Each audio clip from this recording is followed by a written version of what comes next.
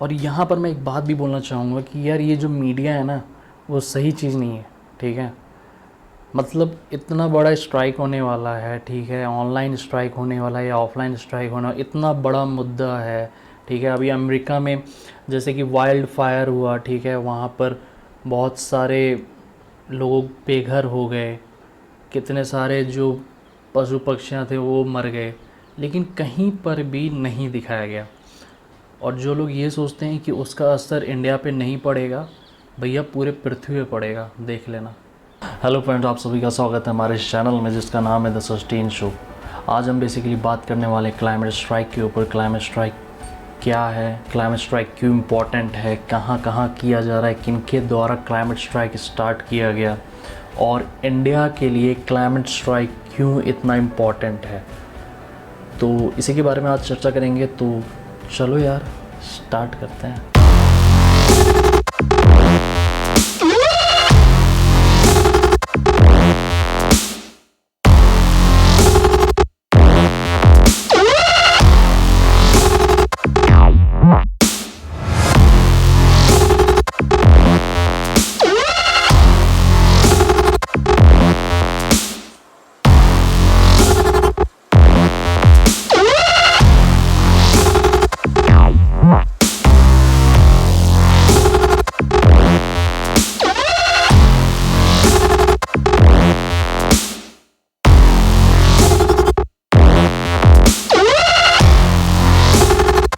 तो यहाँ पर सबसे पहला जो क्वेश्चन बनता है यार, वो ये बनता है कि आखिर क्लाइमेट स्ट्राइक है क्या। ये जो टर्म है क्लाइमेट स्ट्राइक, इसका मतलब क्या है।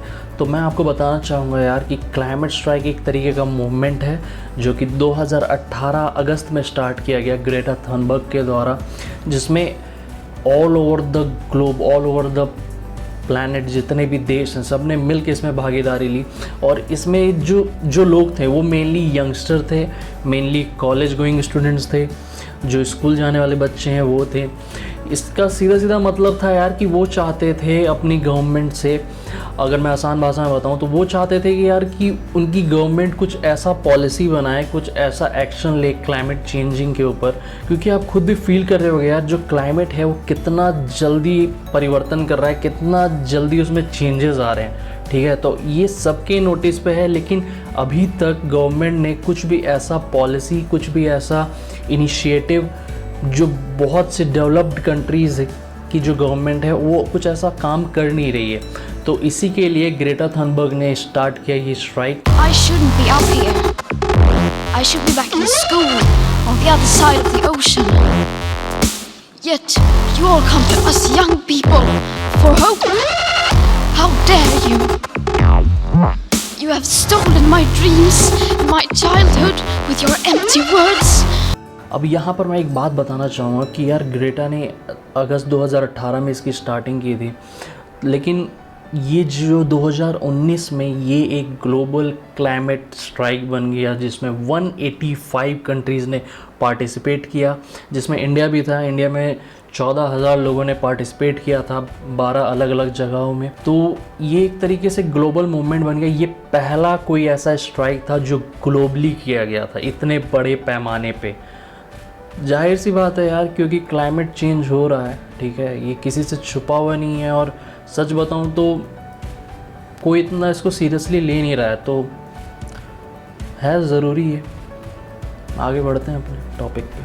अब यहाँ पर जो स्ट्राइक किया जा रहा था क्लाइमेट स्ट्राइक, इसका एक नाम भी दिया गया, जिसको ग्रेटा के द्वारा नाम दिया गया था यार फ्राइडे फॉर फ्यूचर, ठीक है। इसमें मेनली इस फ्राइडे फॉर फ्यूचर का कॉन्सेप्ट ये था कि जो बच्चे हैं, जो स्टूडेंट्स हैं, वो फ्राइडे को स्कूल ना जाकर, कॉलेज ना जाकर, वो आए रोड पे, ठीक है, वो स्ट्राइक करें, ताकि गवर्नमेंट इसको सीरियसली ले। क्योंकि जाहिर सी बात है यार कि कोई गवर्नमेंट तो ऐसी तो है नहीं ना कि वो खुद जल्दी से कोई चीज़ नोटिस करे। उनको पहले लोग इकट्ठा हों, लोग स्ट्राइक करें, तब जाके उनको समझ में आए कि क्लाइमेट स्ट्राइक भी इम्पोर्टेंट है।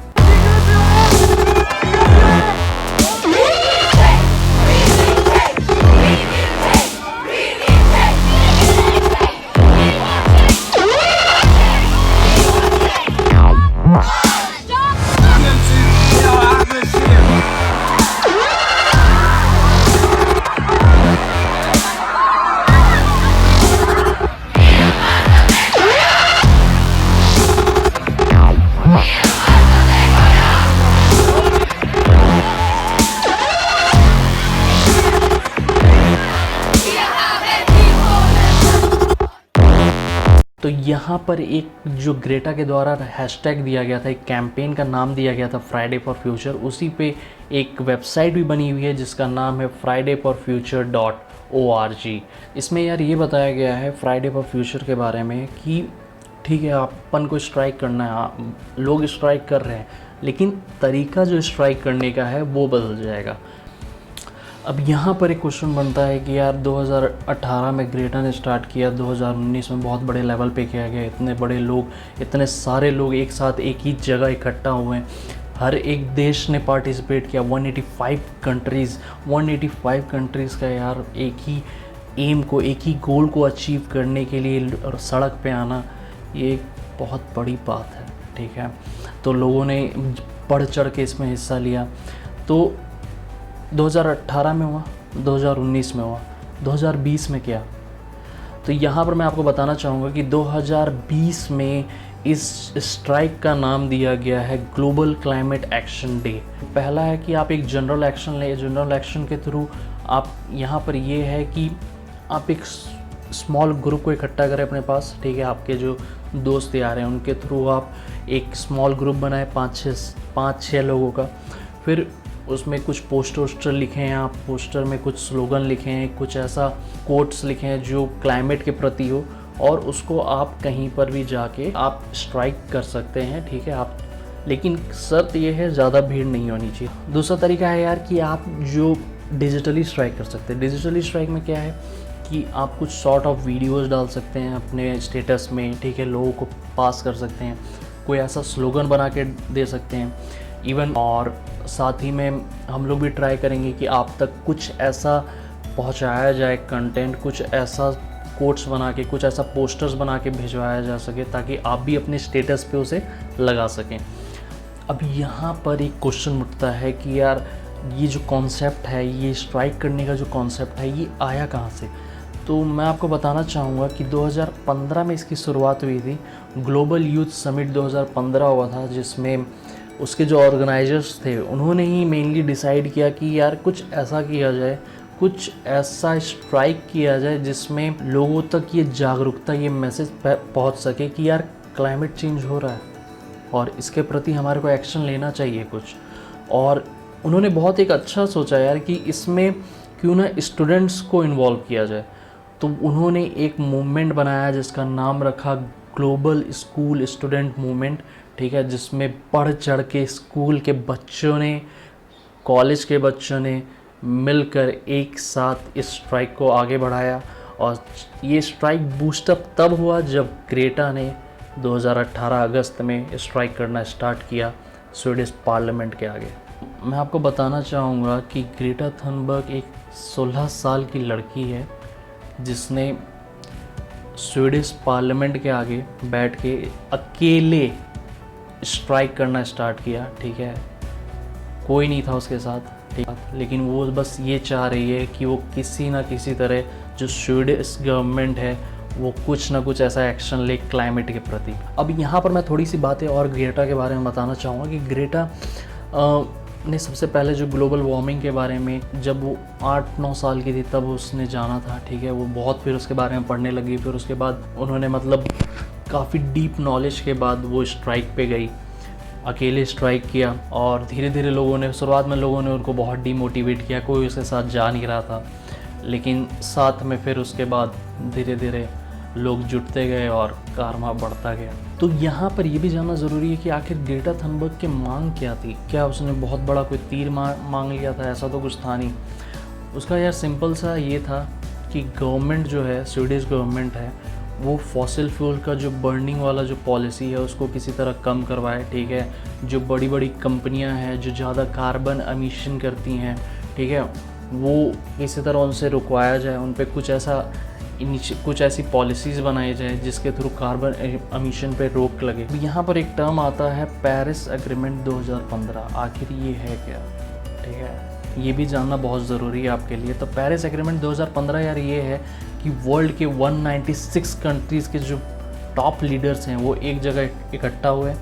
ठीक है, उन लोगों ने सब ने मिलकर एक पॉलिसी बनाई, एक निर्णय लिया कि वो किसी न किसी तरह वो कुछ ऐसा काम करेंगे, वो कुछ ऐसी पॉलिसीज़ बनाएंगे, वो कुछ ऐसा एक्शन लेंगे कि हम वो सारे मिलकर जो ग्लोबल टेम्परेचर है उसको 2 डिग्री के ऊपर नहीं जाने देंगे, ठीक है। या वो जो ग्लोबल डिग्री टेम्परेचर है उसको 1.5 के नीचे ही रखेंगे। कब तक? 2100 तक, ठीक है। अभी 2020 चल रही है, बात 2100 तक की हो रही थी। और यहाँ पर टेम्परेचर बढ़ने का मतलब ये नहीं कि हाँ यार टेम्परेचर बढ़ जाएगा तो 2 डिग्री से होगा क्या। 2 डिग्री से ये होगा कि जब बारिश होगी तो बाढ़ के हालात होंगे। आप देख भी रहे हो, ठीक है। पटना में बाढ़ आ रखा है, बहुत मध्य प्रदेश में बाढ़ आ रखा है। कहाँ बाढ़ नहीं आता यार, केरला में बाढ़ कुछ साल पहले आया था। तो जब ये ग्लोबल टेम्परेचर राइज़ होता है ना, तो जब गर्मी होगी तो बहुत मरने वाली गर्मी होगी, जब ठंड होगी तो बहुत मरने वाली ठंड होगी, ठीक है। जब बारिश जैसा मौसम होगा तो जगह जगह पर बाढ़ आएगा, गर्मी होगी तो जगह जगह पे सूखा आएगा।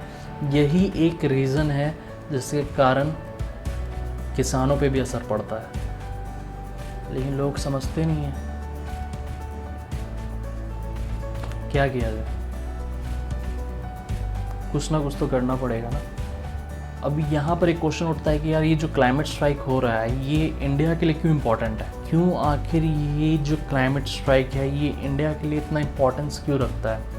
तो मैं आपको यहाँ पर बताना चाहूँगा कि यार डेवलपिंग कंट्रीज़ जो हैं, इंडिया का एक डेवलपिंग कंट्री है, ठीक है।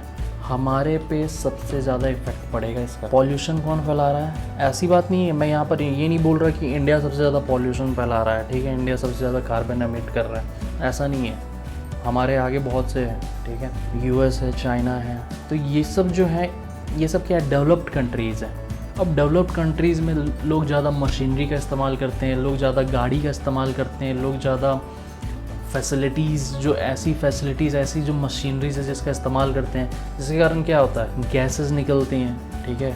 लोग ज़्यादा मीट खाते हैं, ठीक है, लोग ज़्यादा नॉनवेज खाते हैं, तो उसके थ्रू आखिर होता क्या है, कार्बन एमिशन, ठीक है, मीथेन एमिशन। अब यहाँ पर मैं एक आपको बात बताना चाहता हूँ कि कल की ये रिपोर्ट है जहाँ पर न्यूयॉर्क सिटी में एक घड़ी लगा दी गई है, ठीक है। और वो घड़ी लगातार उसमें काउंटडाउन चल रहा है, ठीक है। जिसमें अभी मैं अगर आपको मोटा मोटा टाइम बताऊं तो हमारे पास सिर्फ 7 साल हैं, 7 ईयर्स हैं, ठीक है, जिसके थ्रू आप मतलब कुछ कर सकते हो क्लाइमेट को बचाने के लिए, हमारे पृथ्वी को बचाने के लिए, ठीक है। वो बतौर घड़ी लगाई गई है यार। तो सोचो कितना इम्पोर्टेंट है ये जो इशू है, इसको सबको सीरियसली लेना बहुत ज़रूरी है। कोई बंदा अगर ये कहता है कि मुझे फ़र्क क्या पड़ता है, ठीक है, गवर्नमेंट काम कर तो रही है, भैया सबसे ज़्यादा फ़र्क तेरे को ही पड़ेगा, ठीक है, देख लियो, मैं बता रहा हूँ, ठीक है। सबसे ज़्यादा फ़र्क तेरे को और मेरे को ही पड़ेगा, ठीक है। जो हम लोग कॉमन पीपल हैं ना, उनको सबसे ज़्यादा असर पड़ेगा। जब तक जितने भी देश हैं वो मिलकर इस पर काम नहीं करते ना भाई, तब तक कुछ नहीं होने वाला, ठीक है। ये बात याद रखना कि सिर्फ 7 साल और कुछ दिन बचे हुए हैं। नेट पे सर्च मारो, जाके देखो क्या सीन चल रहा है, बता रहा हूँ, बहुत ज़रूरी है।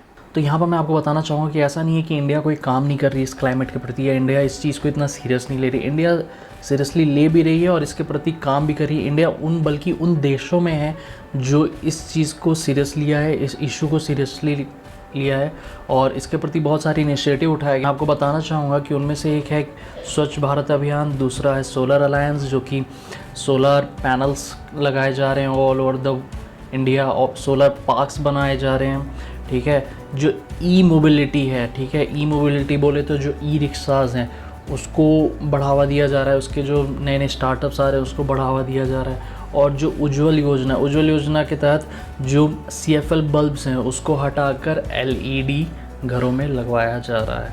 तो ऐसा नहीं है कि इंडिया ने इस चीज़ को सीरियसली लिया नहीं है, इंडिया सीरियसली है, इसके प्रति इंडिया बहुत अच्छा काम भी कर रही है। अब यहाँ पर मैं जो पर्सनली सोचता हूँ वो मैं आपको बताना चाहूँगा कि यार ठीक है आप स्ट्राइक कर रहे हो, ठीक है, लेकिन आपका जो इंडिविजुअल एक्शन है वो भी लेना बहुत ज़रूरी है। जैसे कि आप हमेशा ऐसा ट्राई करो, हमेशा आपकी एक कोशिश रहनी चाहिए कि आपके जो कार्बन फुटप्रिंट्स है वो कम से कम हो।